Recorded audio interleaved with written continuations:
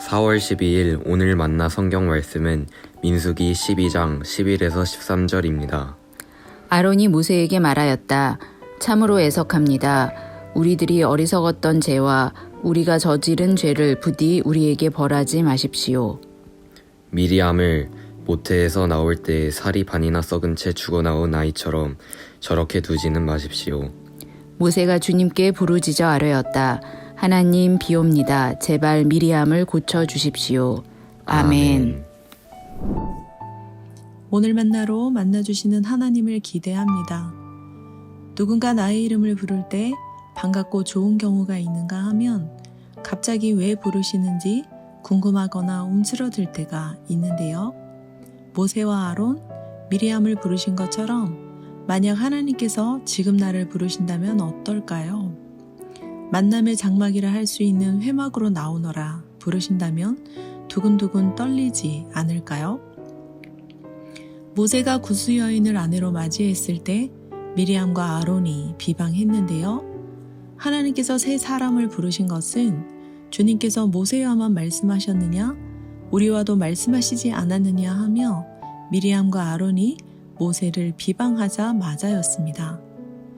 하나님께서는 구름 기둥 가운데로 내려오셔서 장막 어귀에 서시고 아론과 미리암을 부르셨는데요. 예언자에게는 환상이나 꿈으로 알리고 말해주는 반면 모세는 그들과 다르다 선을 그으셨습니다.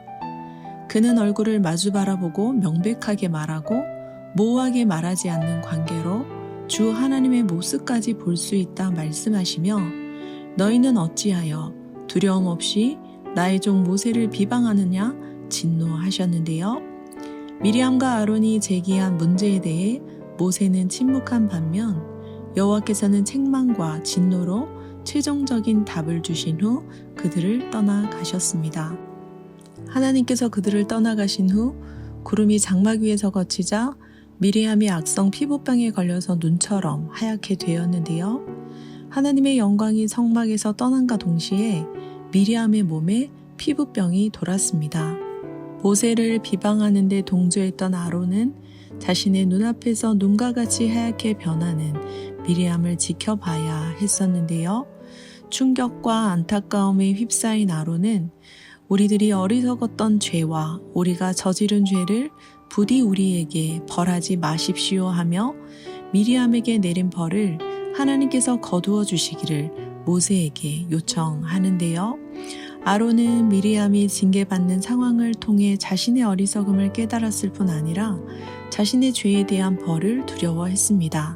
그 결과 모세의 특별한 지위를 받아들이며 하나님과 그들 사이의 중재자 역할을 호소했습니다. 아론이 모세에게 중재를 요청하자 모세는 하나님께 비옵니다. 제발 미리암을 고쳐주십시오. 부르짖었습니다.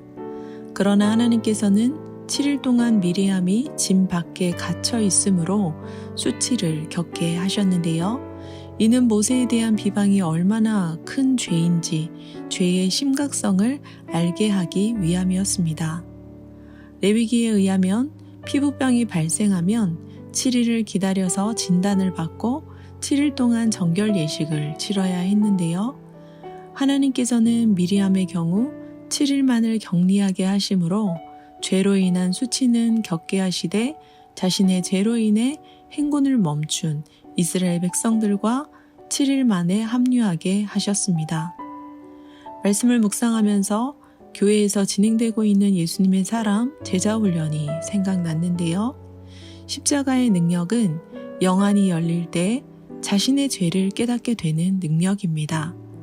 자신의 죄가 얼마나 큰지를 깨닫게 되기에 타인을 향해 가지고 있던 마음의 돌을 내려놓게 되는 능력입니다.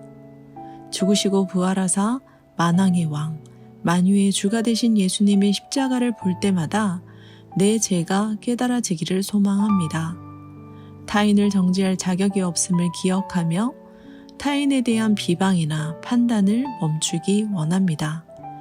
나아가 미리암을 위해 간구한 모세처럼 타인을 위해 이 땅을 위해 하나님 비옵니다. 제발 고쳐 주십시오.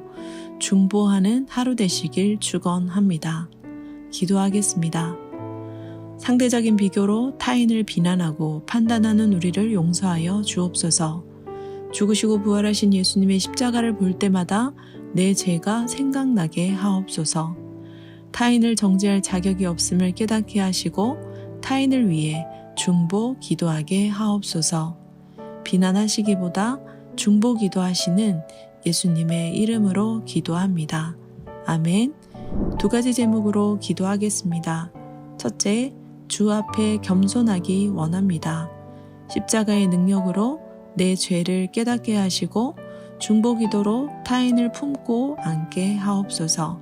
둘째, 다음 세대와 강성학원을 위해 기도합니다. 타인을 비난하기에 앞서 스스로를 돌아보는 세대로 자라가게 하옵소서. 이를 위해 부모를 비롯한 윗세대가 삶으로 본을 보이게 하옵소서. 기도하신 후에 개인 기도 하겠습니다.